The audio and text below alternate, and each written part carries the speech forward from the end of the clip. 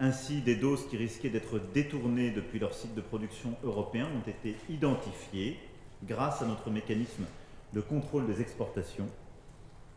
Ça n'est en aucun cas du protectionnisme, il s'agit simplement d'empêcher que d'autres pays développés ne se servent sur le dos de l'Europe, alors même que des contrats signés entre les pays européens et certains industriels ne sont à date pas respectés. Voilà, les deux leçons que je tire du chiffre que vous donnez sont simples. Premièrement, la fin de la naïveté. Je soutiens les mécanismes de contrôle aux exportations mis en place par la Commission européenne. Je soutiens le fait que nous devons bloquer toutes les exportations qui seront faites aussi longtemps que des laboratoires ne respectent pas leurs engagements avec des Européens. Et la deuxième leçon, c'est qu'il nous faut savoir retrouver le goût du risque et de l'investissement dans l'avenir. Nous sommes dans une course de vitesse entre la troisième vague et la campagne vaccinale partout en Europe. Et cette bataille pour les vaccins est la bataille que nous devons gagner dans les prochaines semaines et les prochains mois. C'est celle sur laquelle je concentre tous nos efforts. Nous avons examiné en détail l'ensemble des possibilités de renforcer dans l'immédiat la production européenne des vaccins que nous avons commandés. C'est ce travail sur lequel nous nous sommes concentrés qui nous permettra, dès les prochaines semaines, d'accroître cette production européenne et de pouvoir nous mettre en situation, dans les toutes prochaines semaines, de produire totalement pour nous-mêmes et d'être, d'ici à l'été, le continent qui produit le plus de vaccins au monde. Cette coordination nous permettra de garantir la livraison des vaccins et de monter en puissance pour être rapidement en capacité de produire plusieurs milliards de doses par an sur notre continent afin de répondre à ce défi durable que sont les pandémies. C'est une solution européenne car, je le répète, sans mécanisme commun d'achat, certains États membres n'auraient aujourd'hui probablement pas pu bénéficier aussi vite de doses de vaccins.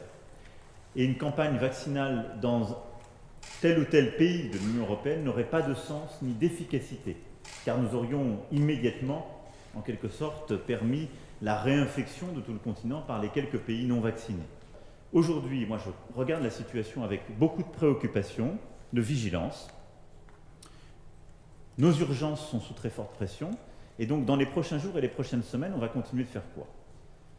De continuer à protéger nos concitoyens les plus fragiles qui arrivent en service de réanimation et que nous devons protéger. Protéger nos soignants pour leur permettre de faire face à nouveau à ce défi, de le faire dans des conditions de travail que je sais d'ores et déjà difficiles, et on va tout faire pour les aider avec la réserve sanitaire, avec des moyens supplémentaires, mais ne jamais les mettre face à des choix éthiques qui n'ont jamais été les nôtres.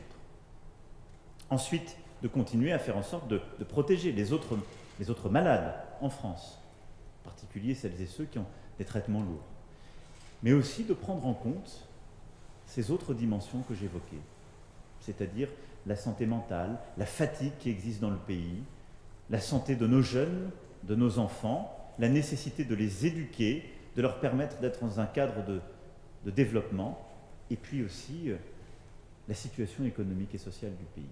Et donc sans doute dans les prochains jours, les prochaines semaines, nous aurons des nouvelles mesures à prendre, on les prendra tous ensemble, à la lumière des faits, en étant transparents, on le fera en temps réel, mais je veux aussi vous donner, pas une lueur d'espoir, mais une perspective raisonnable d'espoir. C'est que nous avons quand même, grâce à la vaccination que nous allons déployer, des caps plus sûrs qu'il y a quelques mois. À la mi-avril, nous aurons vacciné 10 millions de nos concitoyens, les plus âgés et les plus vulnérables. Ce qui veut dire que 10 à 15 jours plus tard, ils seront complètement protégés. Et c'est l'écrasante majorité, pour ne pas dire les 3/4 de nos concitoyens qu'on trouve aujourd'hui dans les services de réanimation.